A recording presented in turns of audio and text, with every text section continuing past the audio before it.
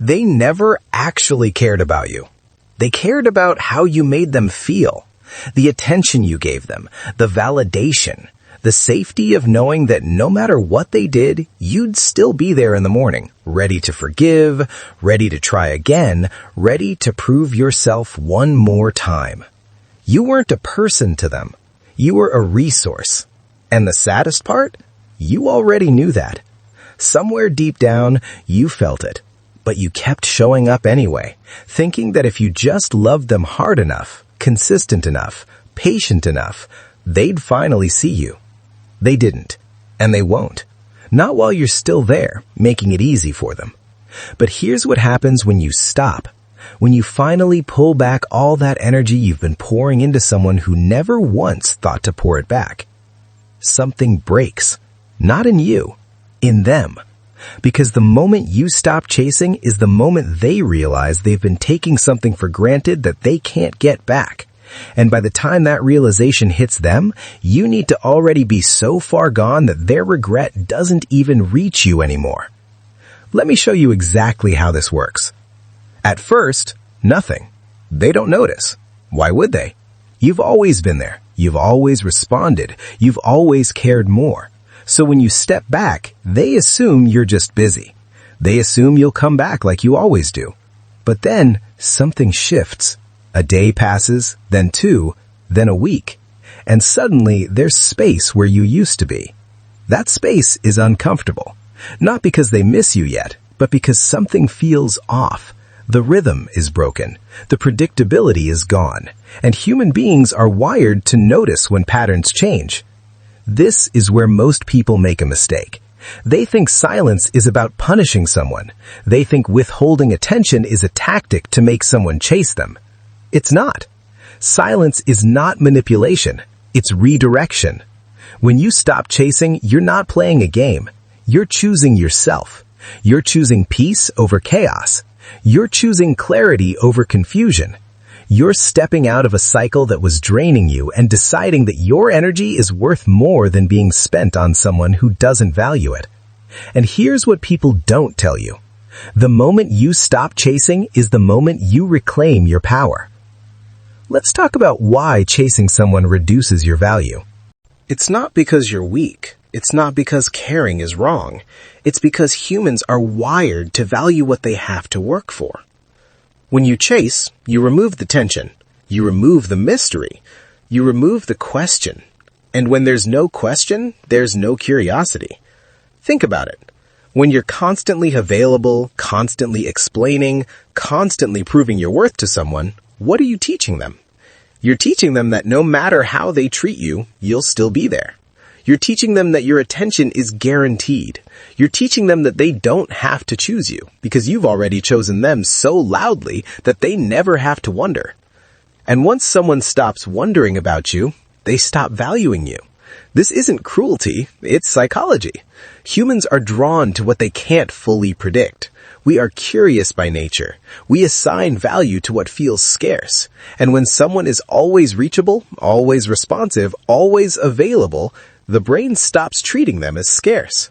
So when you step back, you reintroduce something that was missing. Space.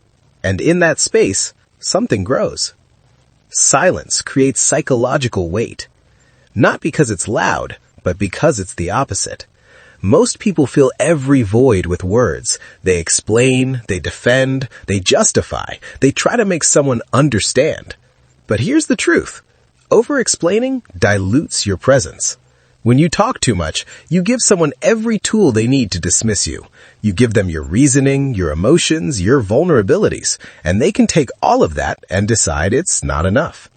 But when you say nothing, they have to fill in the blanks themselves, and the human mind will always create a story in the absence of information. When you stop chasing, they start wondering. Why did they stop? Did I do something? Are they okay? Are they with someone else? Did they finally move on? You didn't have to say any of that. You just stopped feeding the dynamic, and in that absence, the questions started. This isn't about control. This is about contrast. For so long, you were predictable. Your energy was constant. Your presence was expected. And now it's not.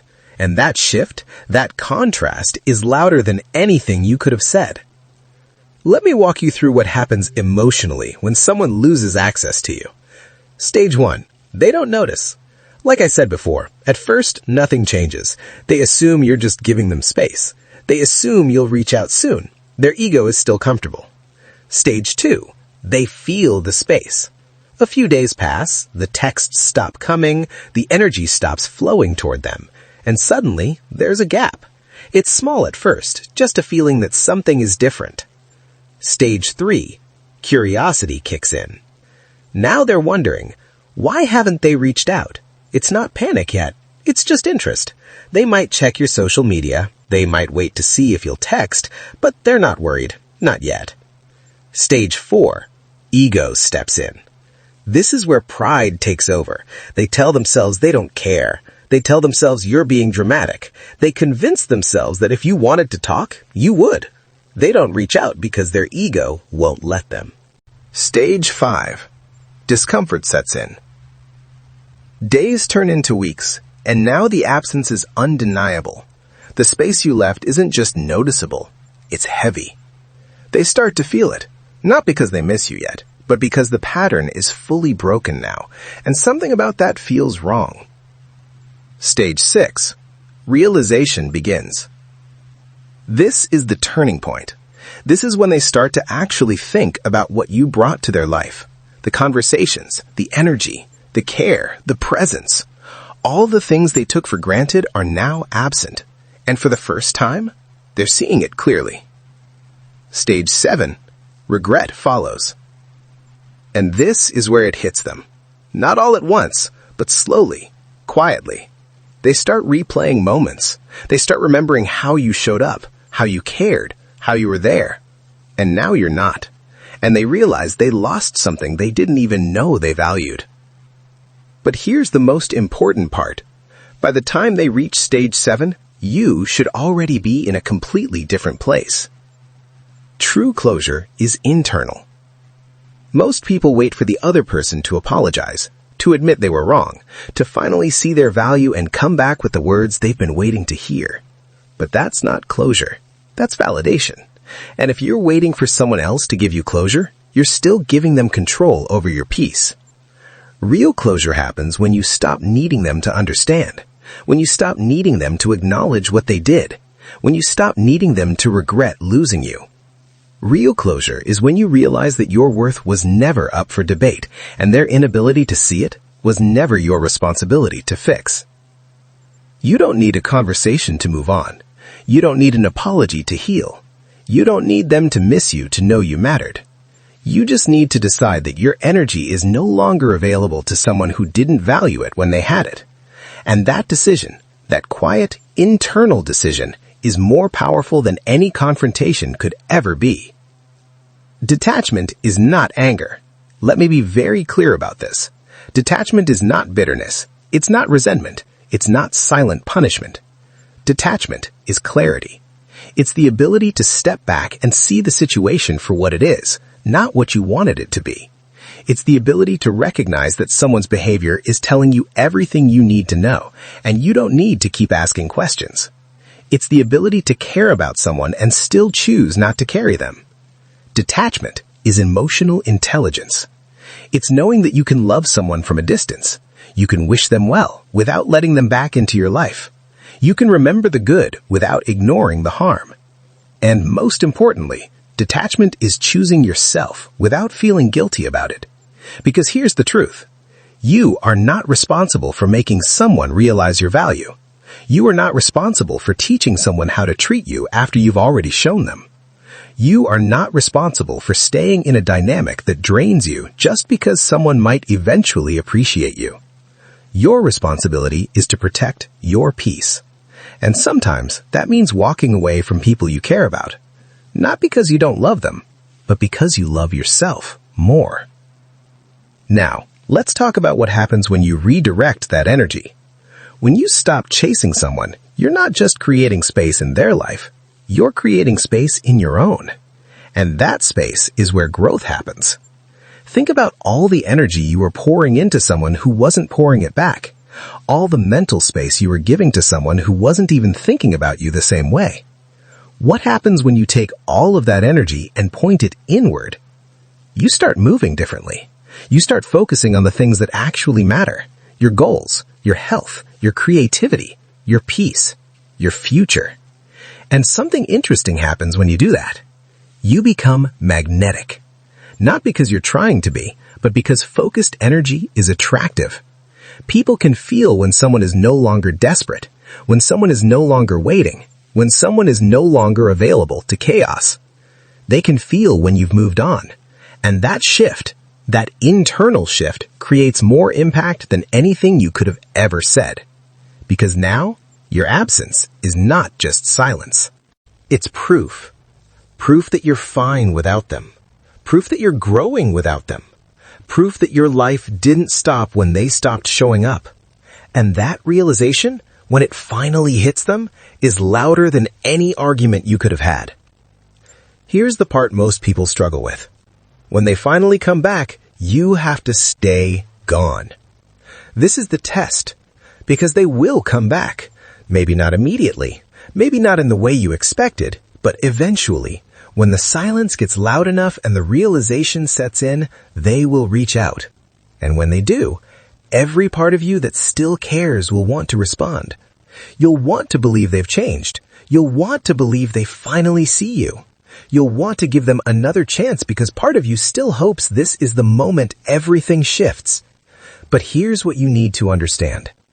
People don't miss you when you're gone. They miss what you did for them. They miss the attention, the energy, the care, the presence. And if you go back, you're just refilling a space you fought so hard to leave. The version of you that walked away did so for a reason. The version of you that chose peace over chaos knew something that the version of you that wants to go back is forgetting. So, when they reach out, don't ignore your growth. Don't undo your progress. Don't trade your peace for the possibility that this time will be different. Because if they valued you, they wouldn't have waited until you were gone to show it. Let me leave you with this. Silence is not weakness. Walking away is not giving up. Choosing yourself is not selfish. You are not required to stay in spaces that no longer serve you just because someone else isn't ready to let you go. You are allowed to outgrow people. You are allowed to change your mind. You are allowed to protect your energy without explaining why.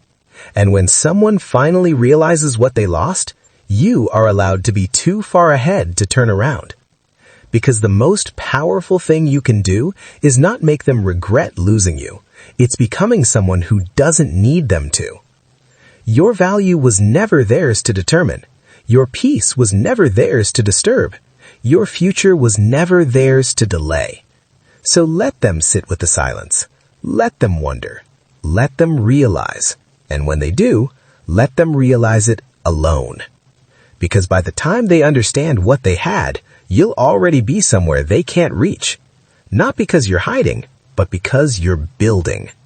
And that version of you, the one who chose growth over closure, peace over chaos, self-respect over validation, doesn't live in the past anymore. You've already moved on. And that's the loudest statement you'll ever make.